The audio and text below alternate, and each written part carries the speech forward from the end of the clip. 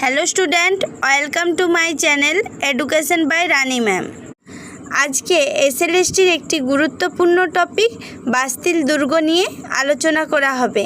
তার প্রথম প্রশ্ন হলো, বাস্তিল দুর্গ কী ছিল? বাস্তিল দুর্গ ছিল ফ্রান্সের একটি কারাগার ও রাজকীয় স্বৈরাচারের প্রতীক। বাস্তিল দুর্গ আক্রমণ করা হয় কবে?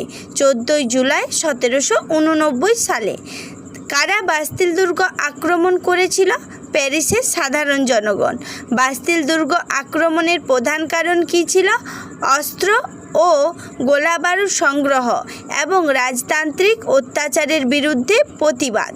বাস্তিল দুর্গ পতনের গুরুত্ব কী? এটি ফরাসি বিপ্লবের সূচনার অন্যতম গুরুত্বপূর্ণ ঘটনা। বাস্তিল দুর্গ কোথায় অবস্থিত ছিল? Paris, France.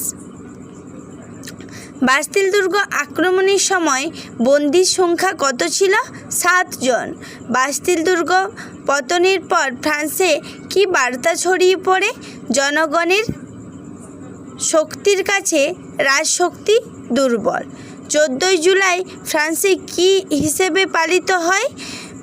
জাতীয় দিবস বা বাস্তিল ডে হিসেবে পালিত হয়। ইতিহাসে বাস্তিল দুর্গের পতন কিসের প্রতীক? স্বাধীনতা, সাম্য ও গণতন্ত্রের সংগ্রামের প্রতীক।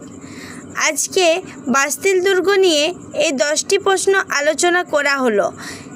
যদি এসএলএসটির জন্য গুরুত্বপূর্ণ মনে হয়ে থাকে এবং নিজেদের কাজে লেগে থাকে, অবশ্যই পোস্টটিতে একটি লাইক করবেন এবং ভালো লাগলে কমেন্ট করে জানাতে ভুলবেন না। ধন্যবাদ।